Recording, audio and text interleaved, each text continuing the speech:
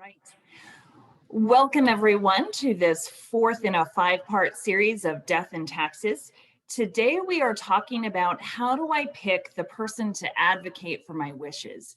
And this is perhaps the most important thing, at least next to creating your living will, that you can do as part of your end-of-life care planning. So I want you to take just a moment because recognizing that each of us has a history and part of our history has involved other people. By way of introduction, what I'd like you to think about is not so much the people that have had a less than positive impact on you, but those folks with whom you've had interactions that were meaningful, impactful, inspiring, and then to introduce yourself, give us your name and tell us in one word, one of the character traits of the person that you thought about in your mind that represents that person. So that was sort of backwards. Let me say it again. You're going to give us your name and the one character trait of someone with whom you've had a positive relationship.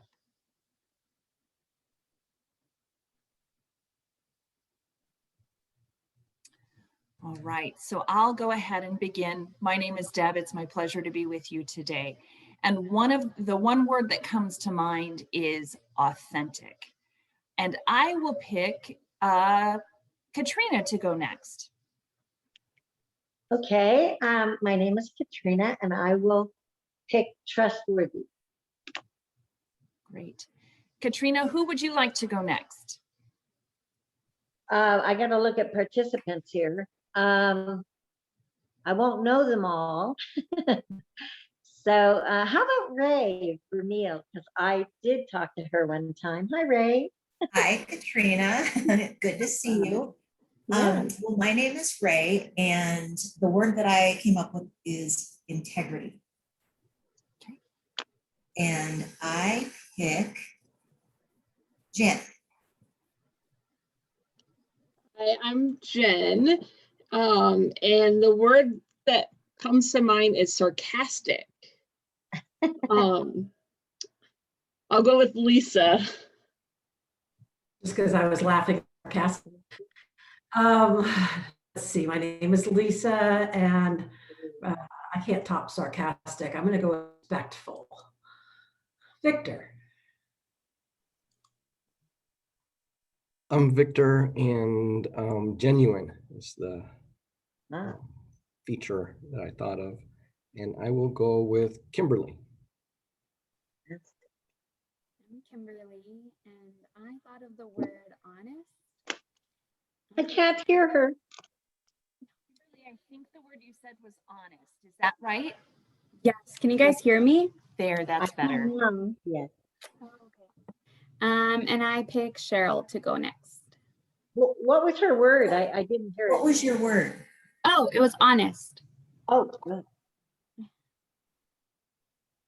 My name's Cheryl. You guys have picked most of the ones I would have already thought of. The only thing I can think of that would be different would be commonality.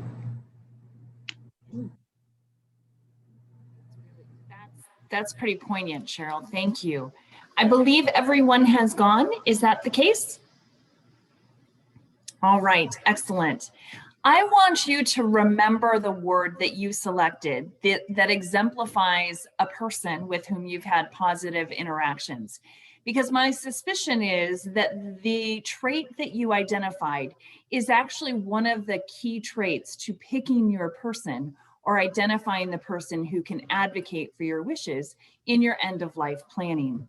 That is with the exception perhaps of sarcasm. I'm not quite sure. So, as always, we are grateful to our generous funders who have made this programming possible at PCOA. So our heartfelt gratitude goes out to the David and Laura Lovell Foundation and the Community Foundation for Southern Arizona. Now, today I'm going to start us off in a slightly different way, and I'm going to use a little humor.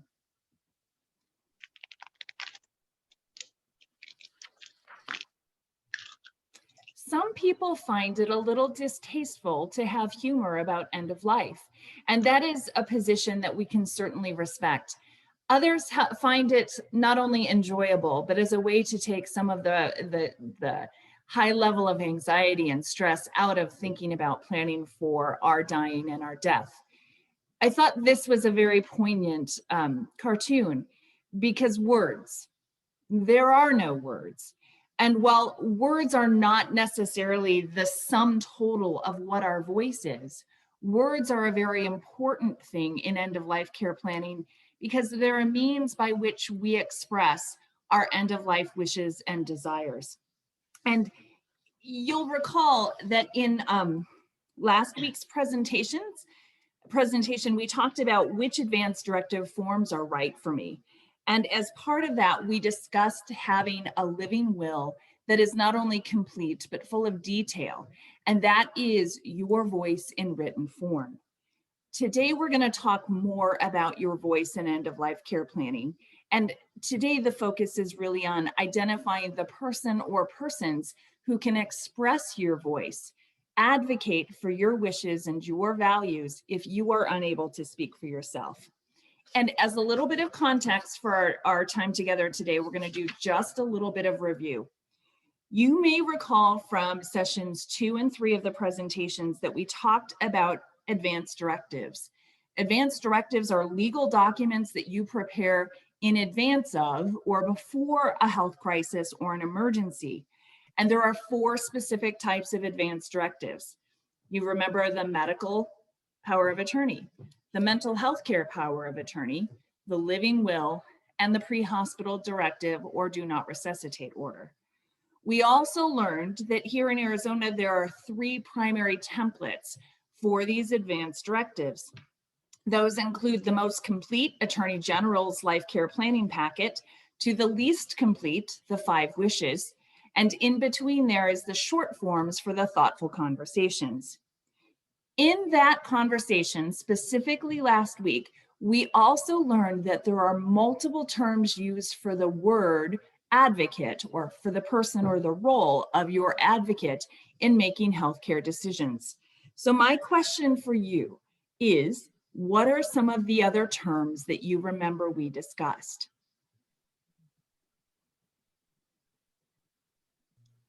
Proxy? Proxy, absolutely. What else? Agent, Agent, yes.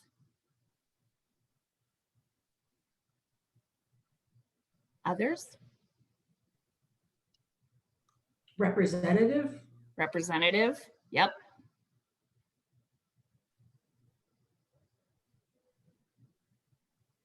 And there's an obvious one, right? And that is power of attorney. So you've done a really good identifying what some of these synonymous phrases are. And to be honest with you, I anticipated that someone would use the word surrogate. While surrogate is sometimes used in some of the advance directive forms, surrogate, at least for the purpose of our conversation, actually refers to a slightly different role. It's not so much a person that you select as someone who fulfills a legal responsibility because of their relationship to you. You did a great job in identifying alternative terms used for your advocate or for your decision maker. So now I'd like to jog your memories just a little bit more. What are the different types of powers of attorney that we discussed?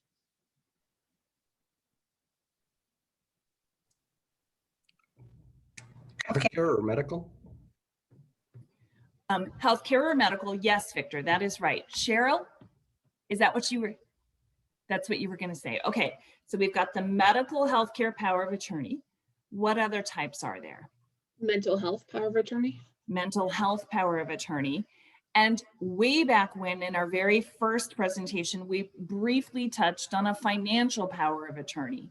Now, financial powers of attorney are actually considered financial, legal, or estate documents, so it's somewhat outside the scope of our conversation, but it's important to know that those financial attorney, power of attorney positions and documents also exist. All right, the last part of our review. Last but not least, what kinds of wishes is it, or are they, that your power of attorney advocate for?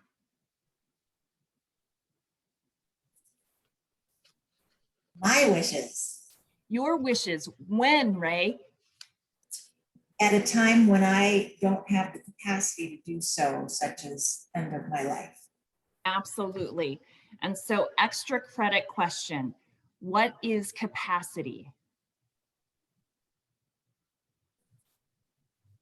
Anybody else want to answer this? Otherwise, I can. So much better than we would, right? Well, capacity is when I have the understanding of the consequences of my decisions. And when I lack capacity, I don't understand those consequences. Right, absolutely.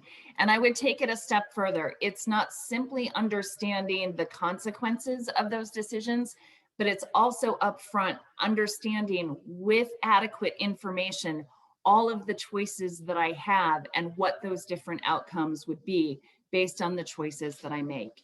You guys are doing a great job. So with this review, what we've come to understand is that your healthcare and your mental health care powers of attorney can literally make life and death decisions on your behalf if you're unable to make them yourselves. And for that reason, it's super important that you pick the best possible person. We use the expression here at PCOA, pick your person. So pick your person wisely and with intention, and ensure to communicate your values and your wishes to that person very, very clearly, especially with a living will, so that they have no questions about what your wishes and values are. So what happens if you have not designated a power of attorney? We're going to move from really focusing on the importance of having a power of attorney. And when I use that, I'm referring to both the medical and the mental health care powers of attorney, okay? Without a power of attorney, what happens in a health crisis or a medical emergency is that your healthcare providers need to find someone who can make decisions for you. And in that process, the law here in Arizona has established statutes that define by relationship, not the quality of the relationship, but the hierarchy of the relationship, who can and will make those decisions for you. So the law here in Arizona lists in this order what you can see on your screen as the people who would be assigned to serve as your surrogate. Your spouse, that makes a lot of sense, unless of course you're estranged or separated from your spouse. That spouse will still be appointed as your surrogate unless you are legally separated from them. So then it goes, if your spouse is unavailable, it moves to your adult children. Healthcare providers, when the adult children become your surrogates, actually have to create a majority or a consensus decision with all of your adult children, which can become quite a burden for healthcare providers. After your adult children, it moves to your parents. Now, for many of us as older adults, this doesn't necessarily apply to us. And so it would move then to a domestic partner. Now, when we say a domestic partner, it doesn't simply mean the person with whom you've lived for 15, 20, even 40 years. It means someone who has been legally designated as your domestic partner. And then you can see it goes down to siblings and close friends and physicians and committees with physicians and ethics and all of those sorts of things. So you can see that as much as this law is intended to bring clarity to the decisions that need to be made on your behalf, it's rife with opportunity for disagreement, conflict, challenge, and lots of emotional strain and stress. In the worst case scenario, if no one on that surrogacy list is able to make a decision for you, then what happens is that your case gets taken into a courtroom and before a judge in what can be a very painful process of having you declared legally incompetent or incapacitated. And at that point, a judge will appoint someone to serve as your guardian. It's important to know, and we'll talk about this a little bit more later, that powers of attorney and surrogates have different rights and authorities. And so what I want you to know related to surrogates is anytime you can actually select a power of attorney, it will be a better choice for you and for all that you love and who love you. So let's look a little bit at some of the differences between a power of attorney and a surrogate. And let's ask the question if they have equal authority. The simple answer to that is no, they absolutely do not. A healthcare power of attorney is someone that you choose. You grant your authority to them to make healthcare decisions on your behalf. And they do so with the benefit of knowing you and having the opportunity to talk with you about what your wishes are. Your powers of attorney also have a legal right to review your medical records, to know the details of your condition when you're incapacitated, to speak with your healthcare providers, and to make the very best informed decisions for your care moving forward. The only limitations on what your healthcare power of attorney can choose for you is by the language in your living will. So if in your living will you identify things that your power of attorney cannot choose on your behalf, that is the only limitation that your power of attorney would have. A surrogate, on the other hand, is someone who you don't choose. That person is chosen not by the quality of relationship, but by the hierarchy of relationship, regardless of your history with that person. And your surrogate does not have a legal right to view your medical record, does not necessarily have a legal right to receive information from your healthcare providers. And so surrogates end up forced into a very difficult situation of having to make healthcare decisions for you under tremendous emotional strain and stress without all of the information. And if the relationship has been strained, it's likely that they will not have understanding of what your values and your wishes are. A surrogate also has limited ability to make decisions. And one thing for sure that they cannot do is to choose to withdraw any of many life-sustaining treatments, including, for example, providing you with artificial nutrition or hydration. So we're understanding why it's important to choose a power of attorney. So let's look at a few of the things that are important to consider when you're choosing a power of attorney. We mentioned before that choosing your power of attorney is second only in importance to completing with detail your living will. And so when you choose someone who's going to serve in this role, it's important that you know each other reasonably well and have the ability to have open, honest conversations characterized by integrity, authenticity, realness, all of those things that you were describing before. Well, it's certainly not required, especially in the midst of a pandemic, we do encourage you as well to think about whether someone could function in this role who lives somewhat close to you, or who at least could travel to be close as well. The reason for that is certainly to provide you with comfort, but also in-person advocacy often tends to be much more effective than providing advocacy by phone. It's important to also know that these folks have to have some degree of assertiveness and thick skin in order to manage the conflicts of relationships, whether it's with loved ones who maybe don't agree with the decisions you've made for yourself, or even with healthcare personnel who might want to make decisions of their own or might not be particularly responsive. Above all, choosing a power of attorney means that you're choosing someone that you trust with your life. And that is a literal statement. Now, we've talked about power of attorney or powers of attorney in somewhat general terms up to now, and you can choose the same person to function as your medical healthcare power of attorney or your mental healthcare power of attorney. You can also select different people for those roles if that meets your needs best. We encourage you to consider assigning a secondary power of attorney as well. A secondary is not given the right of making decisions initially. They only come into the role of making those decisions for you if your primary power of attorney is unable or unavailable to make those decisions for you. Now, very often we think that choosing a power of attorney means figuring out the relative who's closest to me. And that might be a fine decision for you, but it might also not be the best decision for you. Think again with the surrogacy list, right?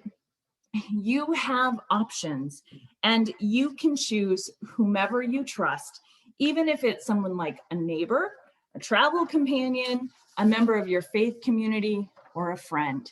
The choice really is yours, but it's important that that person can be characterized by the word that you mentioned earlier. So we know that picking your power of attorney is an important part of end-of-life care planning. And I want to show you this brief video that comes from an organization called the Conversation Project. And it's lighthearted, but it's poignant. And I want you to pay attention to how the person in this video is making a decision about who will speak for them. Is it coming through? Yes.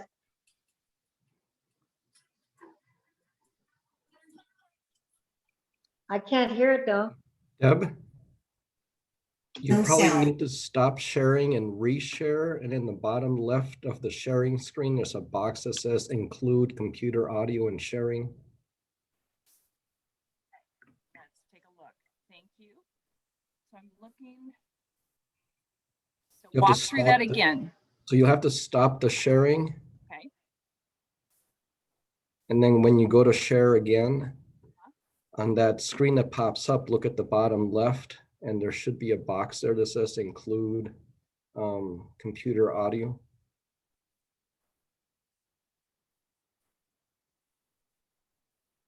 Ah, share sound. Excellent. Thank you so much, Victor.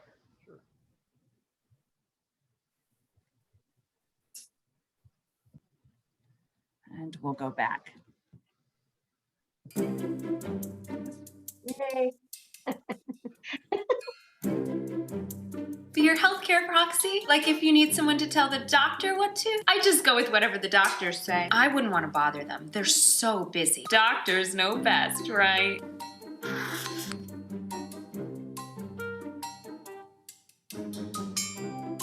Be your healthcare proxy? Sure, I'd be happy to if I'm in town. Check out my Instagram pics from Peru. Wish you were here. Oh, I could never let you go. I can't even throw a plant away. As long as it's got one little green leaf. I'd be like, can't we upload her to the cloud? Well, heck yeah! I've given this a lot of thought. Let me tell you what decisions you're best off going with. You never let them resuscitate you. And if they even try to hook you up to one of those breathing machines, never! I got this! I totally got this! How can you even talk about this? I can't, okay? I just can't. Mom, it's not like you're gonna die. No, I can't talk right now. Oh wait, did I show you that meme from iFunny? The cat and the dishwasher? Oh my gosh, okay. So the cat's like, bleh. And then he's like, wah! Oh wait, sorry, what?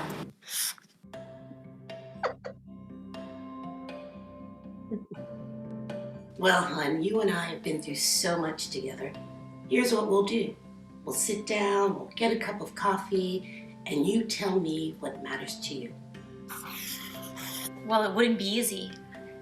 I mean, I'd be sad, but I'd have your back. I remember when we went through this with Mom, we really spoke for her. So I think I can do that for you. Let's talk about what you would want.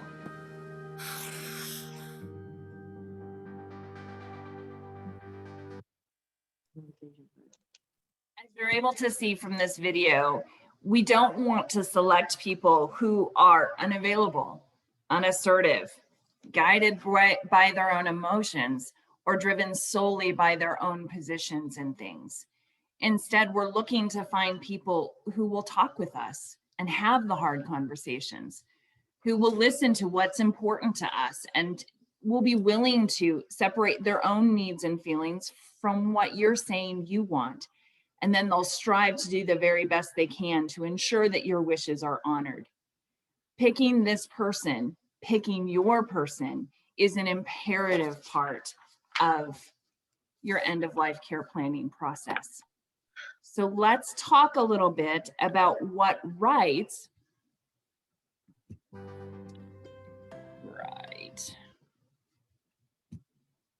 there we go. Let's talk a little bit about what rights your medical healthcare power of attorney actually has. We referred to some of this earlier, but it's super important to know that when you actually designate someone to be your healthcare power of attorney, and you've completed the documentation that gives them your permission to function in that role, that person gains access to not only review, but to manage your medical records. That would include sharing them with other healthcare providers if that was important for your best interest. And they also have the ability to discuss your records, your condition, your history, and your options for care with healthcare providers.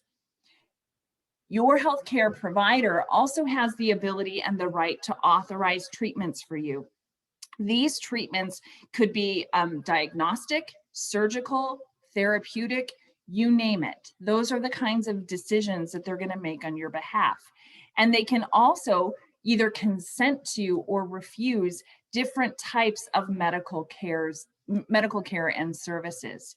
They also will have the ability to approve or deny healthcare facility admissions. What does that mean? So let's say that you've been in the hospital and you're still struggling a tremendous amount and not able to speak for yourself, but you're no longer needing the intensive care of a hospital. They can make decisions on your behalf to have you admitted to something like a long-term care facility or assisted living facility or other types of programs. Your medical healthcare power of attorney, this is important to know, does not have the ability, however, to have you placed into an intensive or inpatient psychiatric facility, right? Treatment program, because that is reserved for the person that you identify as your mental health care power of attorney. It's also important to remember that when you sign your power of attorney documents, it doesn't mean that you've given the rights and responsibilities for that person to begin making decisions for you that day forward. It is only should you become incapacitated. So similar to the medical healthcare power of attorney, your mental healthcare power of attorney has rights as well. And they would have the ability to access, to review, to share your mental health records, just like they would, like your healthcare power of attorney would for your medical records. They would also reserve the opportunity to choose whether to consent to or refuse psychiatric medications, and only your mental health care power of attorney has authority to have you admitted to an intensive or inpatient psychiatric program. So what are their responsibilities? They're responsible to speak on your behalf. In fact, they're responsible to speak as if they were you. And that is in the event, of course, that you're unable to speak for yourself. It is their role and responsibility to ensure that they have every piece of information they need to make the decision that is consistent with the decision that you would want made for them. And it is important that they serve as your advocate to make sure that what you wish, what you prefer, and what you desire are honored to the highest degree possible. It's also important to know that your powers of attorney do not bear any kind of financial responsibility for your care. Your care, even if the decisions are made by a power of attorney, will be managed through your insurance or your estate. All right. What do you do once you have picked your person? We've talked about picking your person really as a process of thinking and feeling and communicating through, and that is absolutely true. But once you've picked your person, whether it's primary and or secondary, you're going to complete your advance directives and write down that person's name on the forms. Now remember that forms are only considered legal and valid if they're executed, meaning that you've signed and dated those documents in the presence of a witness or a notary. And then you're going to give copies of these documents, your power of attorney documents, to important people, especially, pardon me, to the people you've named to serve as your power of attorney. Remember, copies are equally as valid as originals are. So distribute those copies widely, and it may go to your loved ones, to a neighbor. I know folks that are giving them to their landlord, to clergy members. Make sure that those are distributed widely because they're not secret. If you keep your wishes secret, even the documentation of your wishes, then it's much more difficult for them to be honored. Your originals are best kept in a safe but accessible location because you may need them again to make additional copies. And then talk, keep talking. This is important because you're going to want the important people in your life to know who you've selected to function as your power of attorney, why you've selected them to do so, and then continue to talk about your wishes and your preferences for living and dying, and even after you've died, in order that there is the possibility that conflict will be reduced, relationships will be preserved, and emotions will stay much more calm and constructive. Now, as a result of this training, perhaps you've been able to identify those people that you don't want to serve as your powers of attorney. And maybe you've had thoughts about 1 or 2 or maybe even 3 folks who can serve in that role. And I also want to sensitively acknowledge that there are others for whom identifying a power of attorney really is almost impossible to do. Regardless of where you are in this process, the End of Life team at PCOA is here to provide you with coaching, support, direction, and assistance to answer your questions, to think outside of the box, to identify the kinds of solutions that do exist for you, and to ensure that you have complete powers of attorney, a living will, and a do not resuscitate if that's what you want. Never hesitate to contact us. And what you'll notice here on the screen is both direct contact information for me, as well as for our Pima Council on Aging helpline, which is available to you Monday through Friday for whatever your need might be. The End of Life team here at PCOA really is committed to this work and passionate about assisting you.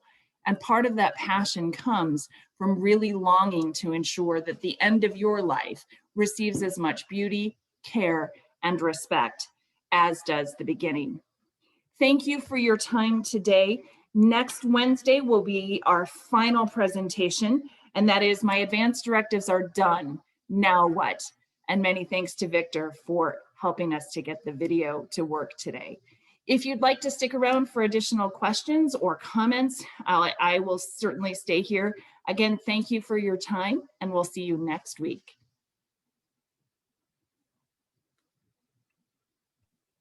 Thank you, Deb. I'm Thank gonna you, go. Katrina. Thank I you. wrote